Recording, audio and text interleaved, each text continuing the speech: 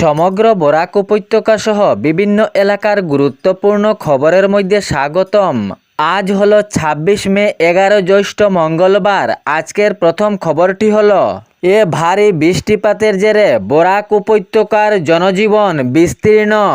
বরাক উপত্যকার বিভিন্ন এলাকায় জলমগ্ন, যাতায়াতে অনেক অসুবিধা, অনেক জায়গায় ঝুঁকিপূর্ণভাবে যাতায়াত চলছে। বরাক উপত্যকার হাইলাকান্দি, শ্রীভূমি এবং কাছাড় জেলায়ও একই অবস্থা, জলমগ্ন অবস্থায় রয়েছে তিন জেলার বিভিন্ন এলাকায় জনজীবন ঝুঁকিপূর্ণভাবে হয়েছে, যাতায়াতে অনেক কষ্ট। বৃষ্টির জেরে বিভিন্ন রাস্তাঘাট বন্যায় পরিণত, স্কুল, ঘরবাড়ি সহ শহর অঞ্চলও জলে পরিপূর্ণ। প্রায় অঘটনের সামনা এবং ঝুঁকিপূর্ণভাবে যাতায়াত। বৃষ্টির জেরে বিভিন্ন এলাকায় ধস পড়ে ঘরবাড়িও ধ্বংস হচ্ছে। হাসপাতাল সহ স্কুল, কলেজ এবং অন্যান্য জায়গায় জলমগ্ন। অনেক জায়গায় যাতায়াতে ক্রন্দন, মানুষের অবস্থা বেহাল পরিস্থিতিতে।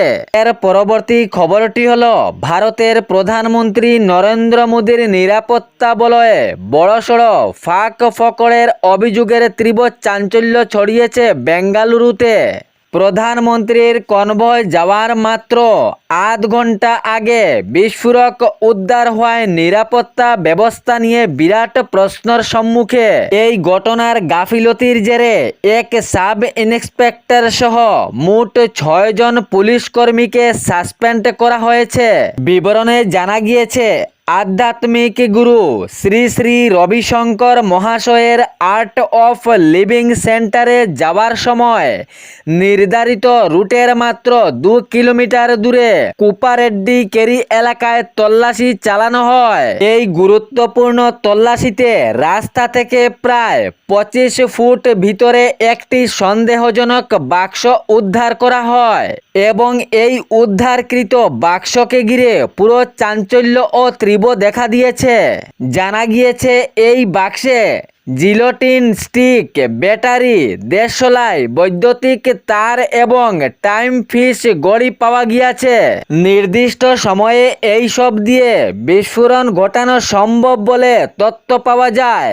ভারতের প্রধানমন্ত্রী নরেন্দ্র মোদীর যাওয়ার রুটে গাফিলতি নিরাপত্তার এ ঘটনার গুরুতরভাবে তদন্তর জন্য তদন্তর ভার দেওয়া হয়েছে ন্যাশনাল ইনভেস্টিগেশন এজেন্সির হাতে। প্রাথমিক তদন্তে জানা গিয়েছে, উদ্ধার হওয়া বিস্ফোরকগুলি কার্যকর ছিল না। কার্যের জন্য তা দিয়ে বিস্ফোরক ঘটানো সম্ভব ছিল না বলে জানানো হয়েছে। তবে প্রশাসনের নিরাপত্তা নিয়ে বিরাট প্রশ্ন উঠেছে। নিরাপত্তার গাফিলতির জেরে এ বাক্স উদ্ধার হওয়ায় বিভিন্ন মহল থেকে প্রশ্ন উঠেছে।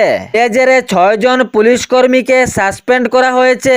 এ বিষয়ে তদন্ত অব্যাহত জারি চলছে।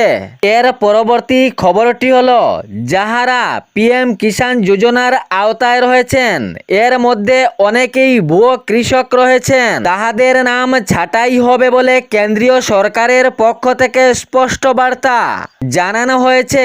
পিএম কিষাণ যোজনার আওতায় অনেক ভুয়ো কৃষক রয়েছেন, তাহাদের নথিপত্র যাচাই করে এ তালিকা থেকে তাহাদের নাম ছেঁটে ফেলা হবে। পরিষ্কারভাবে জানানো হয়েছে, যাহারা প্রকৃত কৃষক নন তাহাদের নাম এই তালিকা থেকে বঞ্চিত করা হবে এবং প্রকৃত কৃষকের নাম অন্তর্ভুক্ত করা হবে। যাহারা প্রকৃত কৃষক রয়েছেন তাহারা পাবেন পিএম কিষাণ যোজনার টাকা। ভুয়ো কৃষকের নাম ছাঁটাই করার জন্য দ্রুত গতিতে কাজ শুরু হবে বলে জানানো হয়েছে। এর পরবর্তী খবরটি হলো, আবারও দাম বাড়ল জ্বালানির। পেট্রোল ও ডিজেলের দাম দ্রুত গতিতে বাড়ল। প্রায় ২ সপ্তাহের জেরে ধাক্কায় ডিজেল, পেট্রোলের দাম বাড়ছে। গত সোমবারে এক ধাক্কায় পেট্রোল ও ডিজেলের দাম বাড়ানো হয়েছে লিটার প্রতি প্রায় ৩ টাকা করে।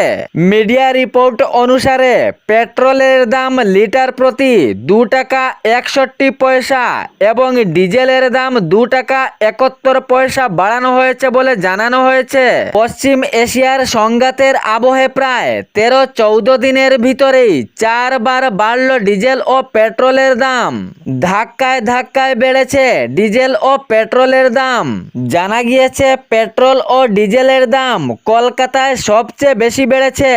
এখন পেট্রোলের দাম 113 টাকা 51 পয়সা এবং ডিজেলের দাম 99 টাকা 82 পয়সা বলে জানানো হয়েছে। কিন্তু কলকাতায় এর চেয়ে বেশি ডিজেল ও পেট্রোলের দাম বলে জানা গিয়েছে। এর পরবর্তী খবরটি হলো, ঘরে ঘরে গিয়ে অরুণোদয় প্রকল্পের যোগ্য হিতাধিকারীর নাম শনাক্ত করা হবে। অরুণোদয় প্রকল্পের সুবিধা থেকে যোগ্য হিতাধিকারীরা বাদ না পড়েন, এ নিয়ে রাজ্য সরকারের বিরাট পদক্ষেপ। ঘরে ঘরে গিয়ে অরুণোদয় প্রকল্পের যোগ্য হিতাধিকারীর নাম শনাক্ত। জানানো হয়েছে যাহারা যোগ্য হিতাধিকারী রয়েছেন তাহাদের নাম অরুণোদয় প্রকল্প থেকে যাহাতে বঞ্চিত না হয়। এবার যোগ্য মহিলারা পাবেন অরুণোদয়ের টাকা অতি সহজেই। রাজ্য সরকারের এ পদক্ষেপে যোগ্য হিতাধিকারীরা নতুনভাবে আবেদন করে অরুণোদয় প্রকল্পে অন্তর্ভুক্ত হতে পারবেন। ঘরে ঘরে গিয়ে অরুণোদয় প্রকল্পের শনাক্ত করা হবে যাহাতে যোগ্য হিতাধিকারীরা বাদ না পড়েন, এ নিয়ে রাজ্য সরকারের বিরাট পদক্ষেপ। এর পরবর্তী খবরটি হলো, দুর্নীতির বিরুদ্ধে বজ্রকঠোর তামিলনাড়ুর সরকার। দরিদ্র গরিব মানুষের কষ্টের টাকা আর ঘুষের মুখে নয়, তামিলনাড়ু সরকারের স্পষ্ট বার্তা। ঘুষখোরদের পকেটে আর গরিব দুঃখীর মানুষের কষ্টের টাকা দেওয়া হবে না।